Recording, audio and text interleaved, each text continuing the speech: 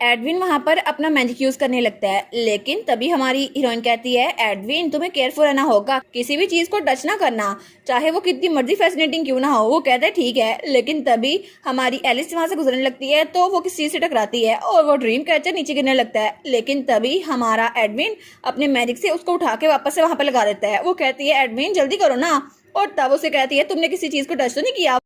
वो कहता है हाँ किसी चीज को टच नहीं किया। और उसके बाद वो लोग आगे आगे थे। वो कहती है ऐसा लगता है ये लिविंग रूम है, लेकिन यहाँ पे तो कोई भी विंडोज नहीं है और यहाँ पे एक क्लोसेट है जिसमें बहुत सारी बुक्स पड़ी हुई हैं।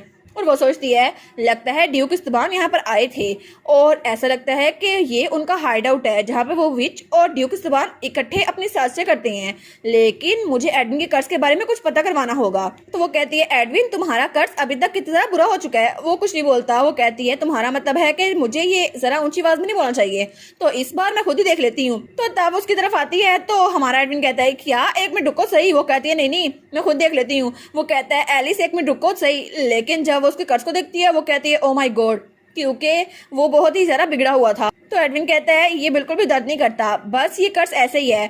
तो हमारी एलिस की तो आंखों में आंसू आ रहे थे। वो कहती है अभी तक तुमने इसके बारे में कुछ नहीं किया और मुझे पता भी नहीं था। वो कहता है कोई बात नहीं एलिस, ये छोटा सा स्कार है, ये दर्द नहीं करता। लेकिन तभी एलिस उस कर्ज को टच करती है तो वो कहता है एलिस तो बहुत ज्यादा उदास हो गई थी। तो जब उसको देखता है तो हमारी एलिस कहती है मैं तुम्हारी हेल्प करूंगी, चाहे कुछ भी हो जाए मैं तुम्हारे कर्ज को खत्म करने में तुम्हारी हेल्प करूंगी। और उस वक्त एडविन को वो बिल्कुल उस बच्ची की तरह लग रही थी जब वो पहली बार उसके पास आई थी। और तब हमारा एडविन स्माइल करता है। वो कहता है हाँ जरूर। और उसके बाद हमारी एलिस वो उन बुक्स वाले सेक्शन की तरफ बढ़ती है। वो सोचती है अगर मेरा गैस ठीक हुआ तो एडविन के कर्ज के साथ साथ यहाँ पर पैलेस के बारे में इन्फॉर्मेशन होगी। और तभी वहाँ पर कुछ बुक्स पड़ी थी जिनमें से एक पर लिखा था कस्टमर लिस्ट। तो वो कहती है कस्टमर लिस्ट तो जरूर इसमें कुछ ना कुछ होगा। और जब वहाँ पर चेक करती है तो वो कहती है क्या इसमें तो हर एक चीज लिखी हुई है और एम्पर के बारे में भी एक रिकॉर्ड है।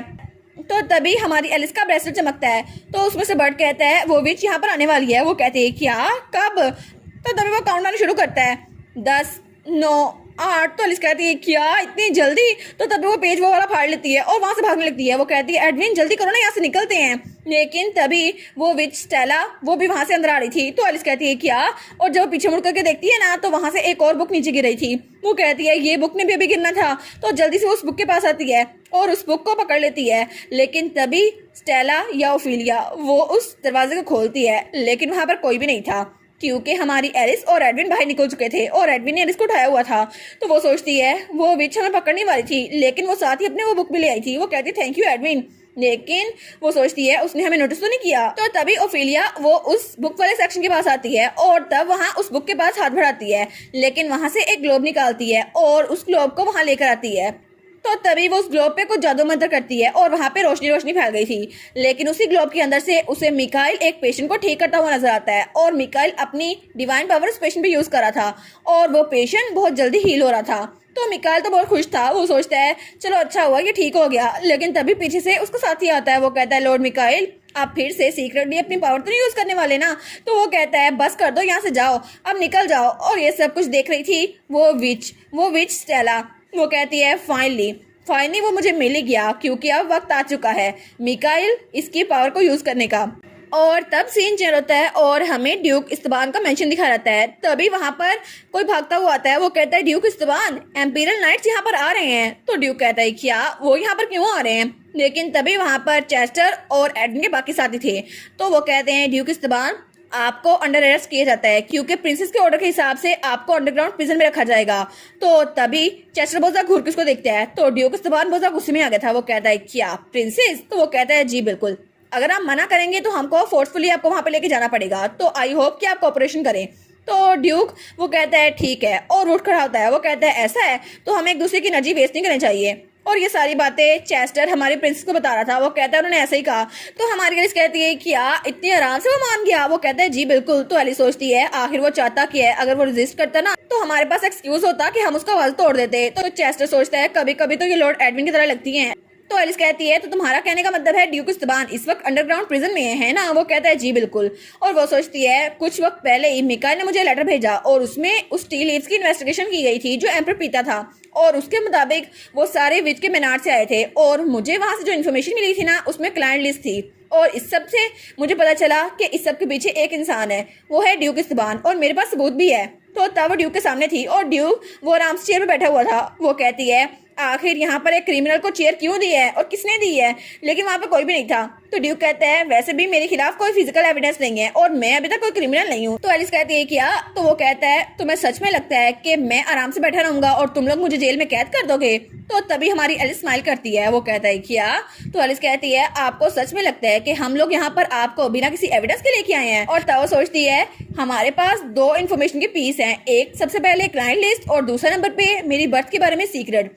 असल में करीना मेरी मॉम उसको ड्यूक ने हायर किया था और तब करीना मेरी मॉम वो ड्यूक की बात मान गई और तब वो एम्पर के साथ थी, लेकिन किसी जादू की वजह से मैं पैदा हो गई। लेकिन मेरे पास एम्पिरल पावर भी थी और एम्पर को लगा था कि मैं किसी मौजे की वजह से पैदा हुई हूँ, लेकिन ऐसा कुछ भी नहीं था। और मेरी मॉम को ड्यूक ने ये लालच दिया था कि वो उनको डचेस बना देंगे ताकि उनके पास सारा इन्फ्लुएंस रहे, लेकिन इसीलिए मैं वहां पर थी। और दूसरा सीक्रेट था एडविन के बारे में, स्पेशली इस बारे में कि एडविन को कंट्रोल कैसे किया जा सके।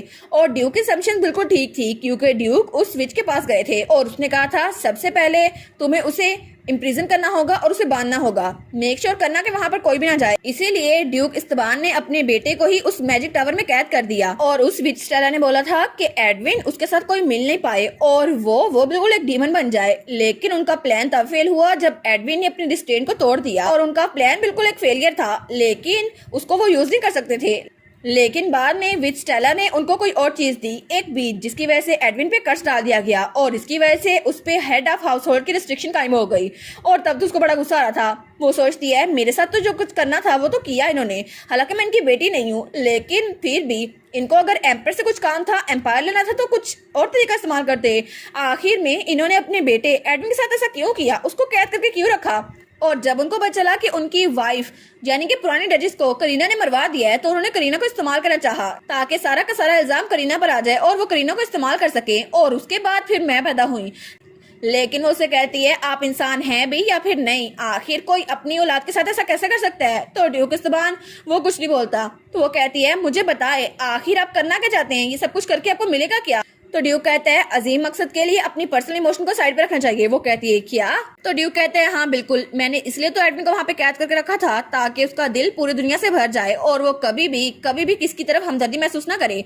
लेकिन मेरा प्लान वो फेल हो गया और मैं तो एडविन को वहाँ पर तब तक कैद रखना चाहता था जब तक वो अडल्ट ही बन जाता। लेकिन जैसे मुझे लगा था चीजें गलत हुई हैं, मुझे लगा ये गिफ्ट है क्योंकि तब तुम उसके पास आ गई और मेरा प्लान वो बिगड़ते बिगड़ते ठीक हो गया और अब मैं तुम्हारी और उसकी पावर दोनों को इस्तेमाल कर सकता हूँ। लेकिन सच में अगर मैं उस पर रिस्ट्रिक्शन ना डालता तो मेरा काम ना बनता और वो मुझे पहले ही मार चुका होता। लेकिन तुम्हारी वजह से एलिस, मैंने तुम्हें इस्तेमाल किया और तब तुम्हारी वजह से वो मुझे मार नहीं पाया। तुम्हें क्या लगता है कि उसने ये एक्सेप्ट क्यों किया था? क्योंकि उस बीज की ताकत तब तक काम नहीं करती जब तक देने वाला और लेने वाला खुद इसको एक्सेप्ट नहीं करते। और तभी हमारा एडविन वहां से भाग रहा था। वो कहता है सच में तुम्हें क्यों लगता है कि वो तुम्हें प्रोटेक्ट करना चाहता है? असल में ये बात नहीं है, वो तुमसे ऑब्सेस है। क्या तुम ये बात जानती हो?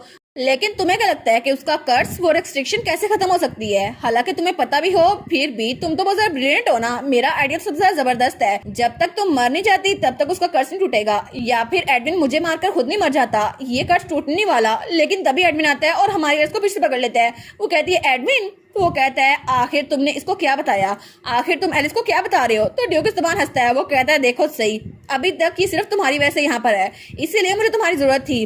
तुम्हारी वजह से एलिस, मैं तुम्हारी वजह से एडविन को काबू कर सकता हूँ। और तब थोड़ी देर बाद हमारी एलिस और एडविन वहां से बाहर निकल आए थे। तो एलिस तो बहुत ज्यादा थकी हुई थी। वो कहता है एलिस क्या तुम ठीक तो हो ना? वो कहता है एलिस क्या तुम मेरी बात सुन सकती हो? लेकिन एलिस को जवाब नहीं देती। तो एडविन कहता है आखिर तुम उससे खुद क्यों मिलने गई? तुम्हें पता है ना वो कैसे काम करता है। इट्स ओके, अब मैं तुम्हारे पास हूँ। लेकिन एलिस कहती है ये यूजलेस है, तुम जानते हो ये सब कुछ यूजलेस है, सब कुछ बेकार, क्योंकि आखिर में ऐसा लगता है ये बिल्कुल वैसा होने वाला है जैसे मैंने फ्यूचर में देखा था। तुम मर जाओगे, तुम मेरी आंखों के सामने मर जाओगे, लेकिन आखिर में मैं तुम्हें मार दूंगी। एडविन, तुम्हारी कत्ल की जिम्मेदार मैं होंगी और मैं ये नहीं चाहती। और इसी के साथ ये वाला पार्ट यहीं पर ख़त्म। तो आप लोग बताइएगा आप लोग को ये पार्ट कैसा लगा, और वीडियो को लाइक और चैनल को सब्सक्राइब लाजमी कीजिएगा।